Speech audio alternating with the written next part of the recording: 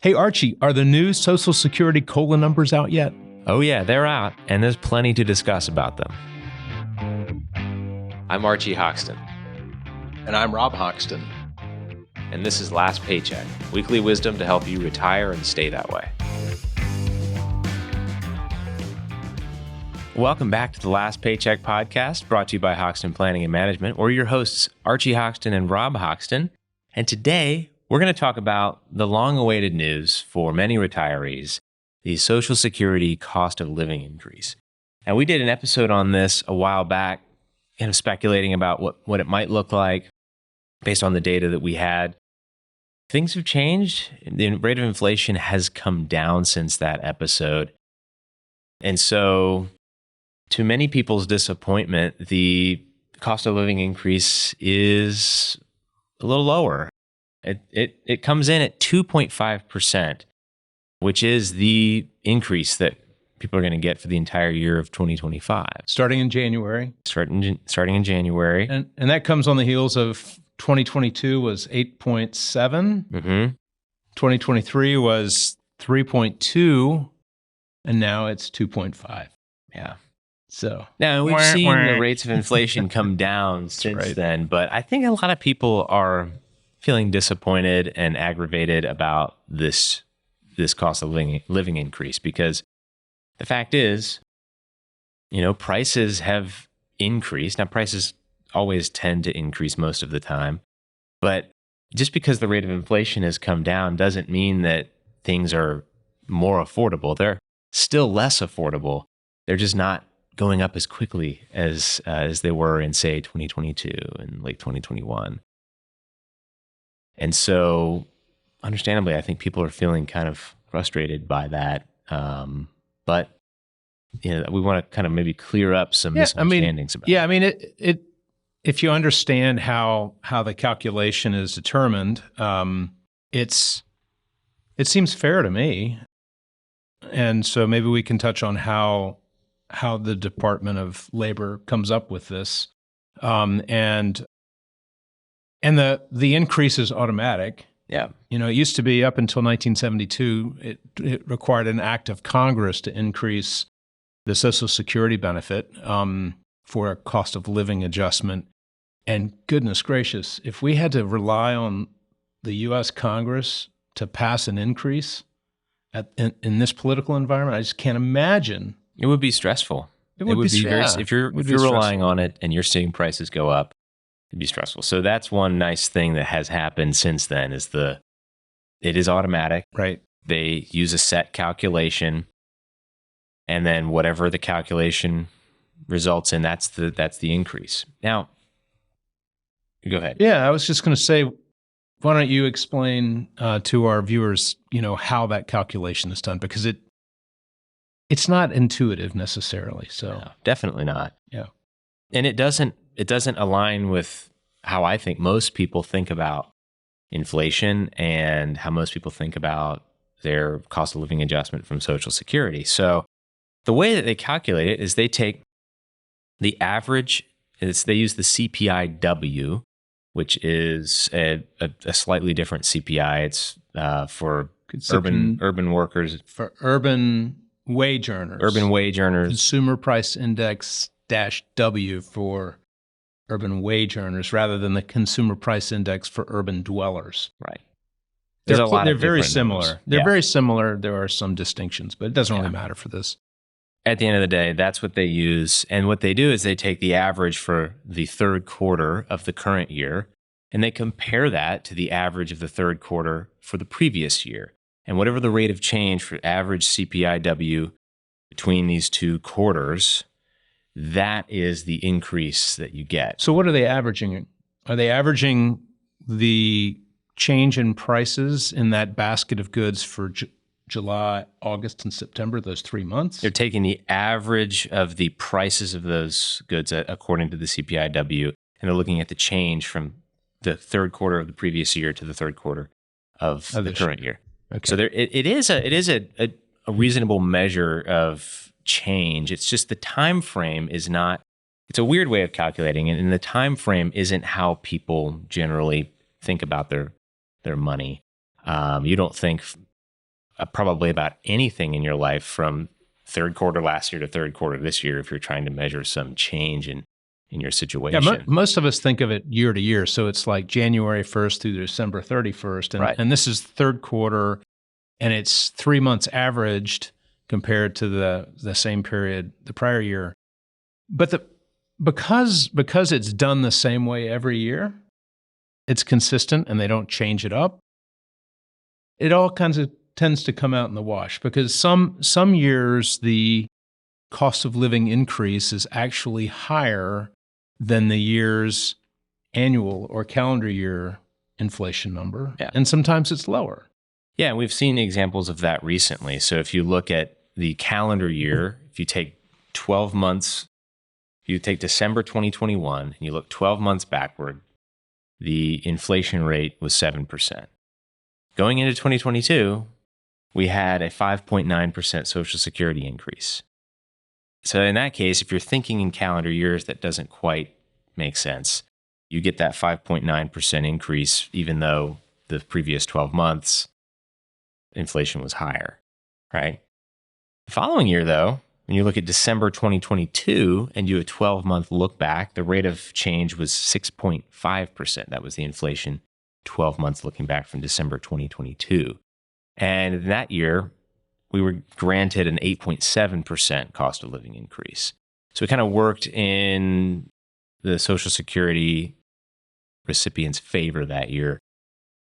And so it kind of bounces around like that, and it's never an exact, but it does sort of tend to come out in the wash to a degree. In the June episode in which we talked about how these increases are calculated, you and I kind of figured we'd come in somewhere around 3.5 or 3.25, just based on what inflation was looking like in the first half of the year. But it decelerated. Inflation decelerated in the third quarter Quite a bit. and yeah, quite a bit. And that's why we have what we're getting. Yeah, and I think one of the things that we've been thinking about and want to convey in this episode is maybe kind of like an expectation setting that Social Security, while it's really important and nice that it has a cost of living adjustment, it is in no way an adequate hedge against inflation. And if you think about it, you get one cost of living raise per year. It's calculated based on the 3 months of last year and 3 months of this year change. You get one increase, and then you've got to make that work for the rest of the year. And that may not be adequate for that year. And it's based on a backward-looking figure. So especially if there's this really substantially large percentage of the U.S. population that's all they live on in retirement. Right. 40% of retirees in the United States only live on Social Security benefits. Right. And it's so from that perspective, it's understandable why people get frustrated or concerned when they see, 2.5%. What's that equal out to, like maybe an average of an additional $50? Yeah, I think that what I read, it's the average monthly benefit increase is $48. Yeah. And when things are going up, I mean, grocery bills are gas, a whole lot more. I mean, your grocery bill alone might be more than $50 higher than it was 12 months ago. So it's understandably frustrating. But I think it's important, especially if you're planning for retirement, to keep that in mind, that Social Security is intended as a supplement. It's not intended as a whole retirement plan in and of itself. Because one of your most serious risks going into retirement is inflation. That is one of the really, really serious risks. Yeah, because your purchasing power, your buying power, the distance that your dollar will go,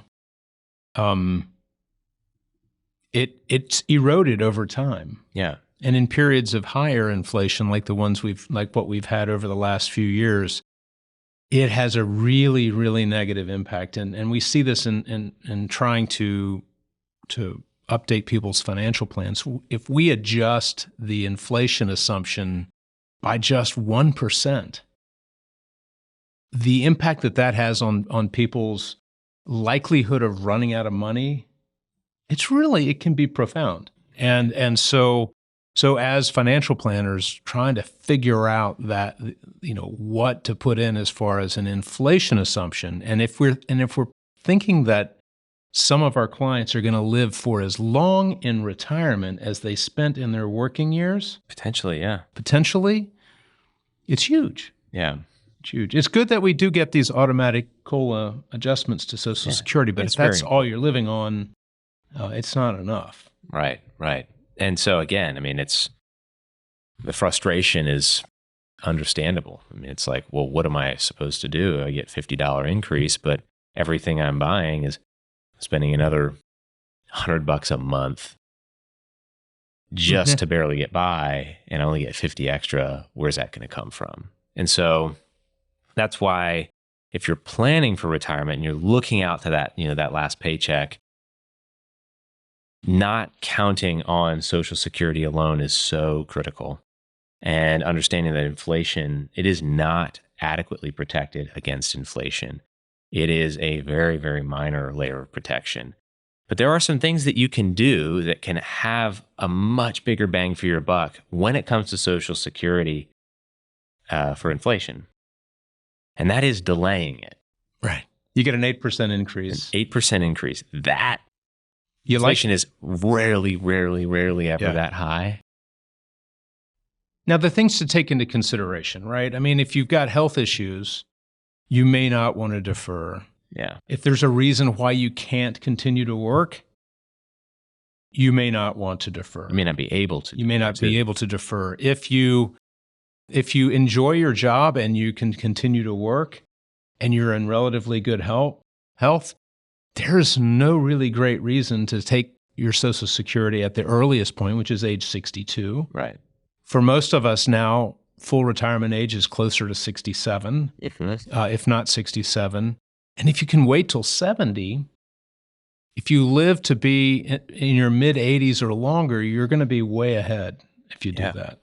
Because if you think about when you file, you're locking in that number, and the only increases you get are small or maybe none, because we don't always get a cost of living increase.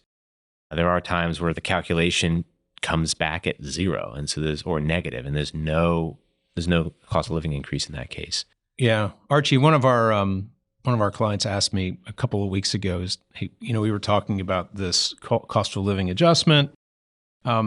She's particularly concerned about the solvency of Social Security. We've covered that in at least one episode in the last 3 months. We don't think that Social Security will go away. There will be changes that are made in order to make it continue to be available to the people who need it the most. And so her question was, should I just go ahead and take it at 62 because I just don't know what's going to happen with Social Security in the future? Probably not. I think that you should consider the factors such as your health, your life expectancy, whether or not you can continue to work a little longer and postpone. Take into consideration what other resources that you may have. If you have a portfolio that you can live on and then still defer, even if you've already retired, that might make sense, because that 8% annual increase plus the cost of living adjustment on top of that is really a big thing. It is. So those are certainly things to consider. The other question that she asked me was, every time there's a cost of living adjustment issued for Social Security benefits, doesn't that move the Social Security Trust Fund a little closer to insolvency? I suppose if you think that it's going to be rendered insolvent and go away, yeah, I suppose that would be the case. But I don't think that our legislators have the political appetite to take that massive benefit away from the largest voting bloc in the U.S., which is the retired voter. Oh, yeah. We've come back from the brink of insolvency before, and the answer then, it was more taxes for it.